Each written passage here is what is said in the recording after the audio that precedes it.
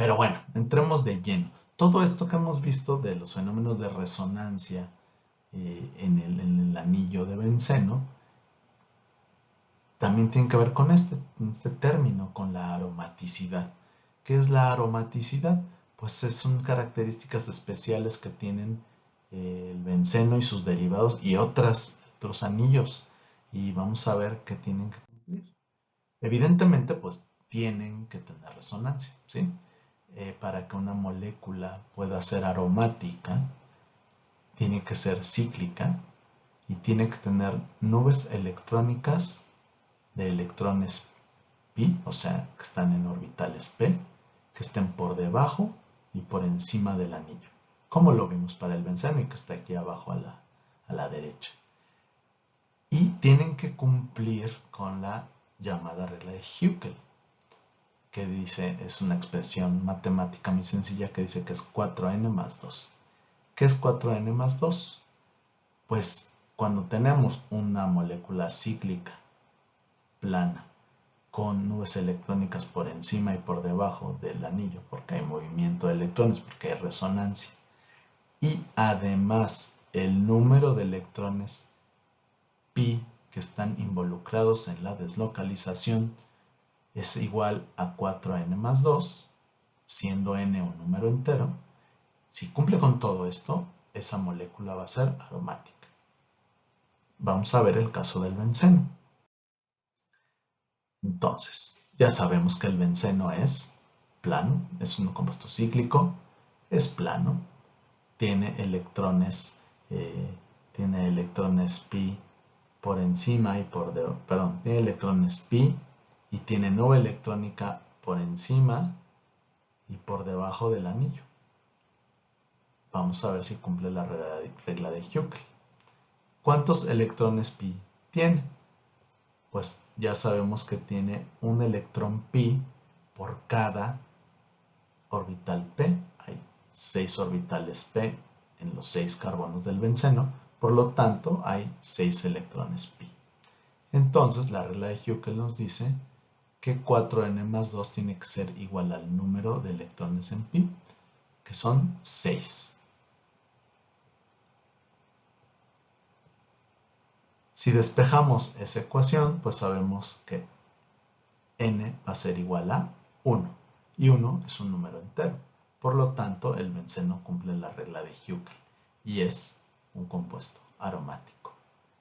La aromaticidad, más que un aroma, un olor especial, pues es una característica, como lo están viendo, de ciertas moléculas que además tienen una estabilidad química bastante grande y tienen una energía especial que no tienen todas las moléculas. Y vamos a ver, bueno, ya vimos unas consecuencias de ellos, por ejemplo, su capacidad antioxidante. Y vamos a ver otras en cuanto a las propiedades que le confieren a este tipo de moléculas. Por ejemplo, por supuesto, será la reactividad. Aquí tenemos un compuesto que le podremos llamar 1-fenilpropeno, que sufre una reacción de ¿qué? ¿Se acuerdan? La acabamos de ver en la unidad 4. Es una adición, ¿verdad? Está haciendo una adición de ácido bromhídrico sobre el enlace doble de la cadena abierta. Pero fíjense qué sucede. Nos está diciendo que pues todo el bromo se adicionó al carbono 1 del propeno. ¿Por qué? Debería haber una mezcla, ¿no? ¿Qué está pasando? Ustedes ya saben que si aquí hay tienen que romper el enlace pi para venir por el protón, tiene que darse ese rompimiento, ¿verdad? Y eso generaría un carbocatión que puede ser en el carbono 1 o en el 2, ¿cierto? Nos podría dar cualquiera de estos dos carbocationes. Por el producto que se da, sabemos que solamente se forma uno de esos dos carbocationes, que sería este de la izquierda. ¿Por qué? Pues por lo que acabamos de ver. Ese carbono, ese carbocatión es de tipo bencílico. Y el carbocatión de tipo bencílico, ¿qué pasa? Pues se estabiliza por resonancia, mientras que el otro carbono no.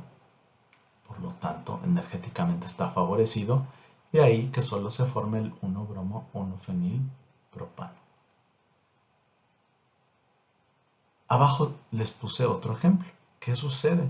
Sucede un fenómeno que no hemos visto hasta ahora, pero que sucede también con los alquenos a veces, que se llama un rearreglo. Fíjense que este otro alqueno que está acá abajo, que sería el 3-fenilpropeno, que está hasta abajo a la izquierda, si le hacemos igual la reacción de adición, terminamos con ese mismo producto, con el 1-bromo-1-fenilpropano. ¿Por qué? Pues bueno, nosotros ya sabemos que, si se hace la reacción de adición acá, primero lo que va a pasar es que se rompe el enlace pi, se lleva el protón, y que el carbocatión por la regla de Markovnikov se va a hacer sobre el carbono número 2, ¿cierto? Porque es el más sustituido. Sin embargo, al estar adyacente, como vemos en el segundo paso, a un carbono bencílico, el carbono bencílico le transfiere un hidrógeno, pero no como protón, sino como hidruro. Si ustedes ven la flecha ahí, le está dando el hidrógeno con los 2 electrones. De manera que la carga positiva, el carbocatión, se transfiera al carbono bencílico. Y así formar el producto más estable. ¿Por qué es más estable? Porque se estabiliza por resonancia. Y la energía que tiene este anillo, que además es aromático, pues es muy alta y le da esa estabilidad. Estos fenómenos que suceden por las características propias de los anillos, pues se traducen en otras cosas, no nada más en la reactividad, también en la acidez y la basicidad de las moléculas. Por ejemplo, aquí yo les presento 3 diferentes alcoholes, como son el fenol, el ciclohexanol y el etanol. El último quizás les suene de algo. Y sus valores de pK. ¿Qué significa eso? Quizá algunos de ustedes están llevando química analítica, o ya la llevaron y les suene de algo. O todavía no lo ven, no lo sé. Y quizás algunos todavía no saben de qué estamos hablando. El pK nos está diciendo la fuerza de qué tan ácida es una molécula. En este caso, la acidez la podemos ver fácilmente, que eso sí lo podemos entender todos, qué tan fácil pueden donar un protón, ¿sí? Estos 3 alcoholes, pues el hidrógeno más fácil que pueden ceder es el hidrógeno que está unido al heteroátomo, ¿sí? Nada más que esa escala de pK es una escala logarítmica, que significa que un pK de 10 es 1.000.000 de veces más ácido que un pK de 16. Es mucho, ¿cierto? O sea, el fenol es 1.000.000 de veces más ácido que el ciclohexanol. ¿De dónde viene todo esto? Así rápido, para los que no sepan, o recordatorio para los que ya saben. Aquí les presento primero a la izquierda una ecuación que es general para un ácido cualquiera, HA. El ácido HA en agua, ¿qué le pasa? Pues se disocia y forma el ion hidronio, H3 o más, y el anión, ¿sí? Se disoció. H3 o más, ustedes saben que es la forma correcta de decir protón, ¿sí? H más. Bueno, el pK es una expresión con una constante de equilibrio.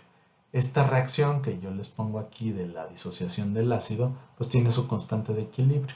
Y esa constante de equilibrio, o también conocida como Ka, es el producto de la concentración del agua por la constante de equilibrio, que sería el producto de las concentraciones de los, perdón, aquí le puse H más, debería ser H3 o más, el producto de los productos dividido entre la concentración del producto del reactivo.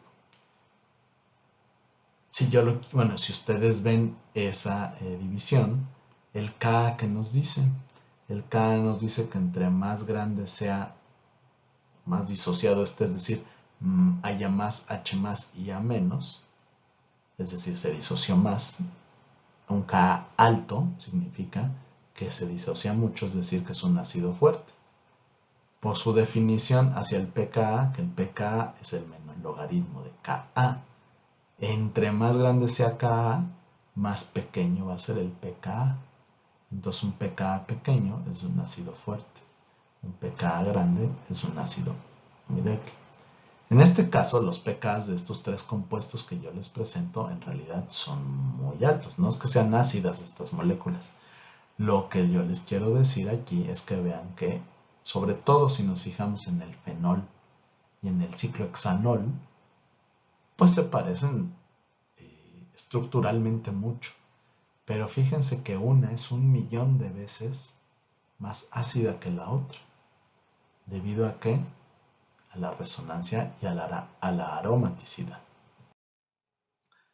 El fenol presenta estas estructuras resonantes. Como ya les comentaba, el movimiento electrónico dentro del anillo de benceno provoca que se crea un campo electromagnético que atrae los electrones o uno de los pares electrones libres del oxígeno, creando este movimiento de electrones, metiendo mayor densidad electrónica al anillo, lo cual pueden ver ustedes con las cargas negativas y estas 5 estructuras resonantes. ¿Qué pasa cuando el fenol es un ácido? Pues pierde el hidrógeno, ya no es fenol, sino que es el ion fenolato. Fíjense qué pasa aquí.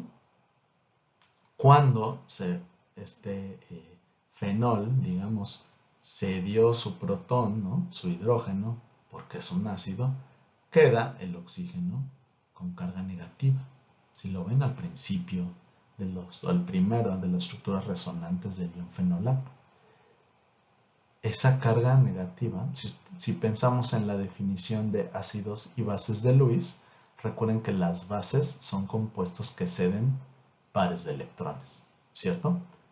¿Qué va a pasar con ese par extra de electrones que tiene el oxígeno del ion fenolato? Pues no los va a ceder tan fácilmente. ¿Por qué?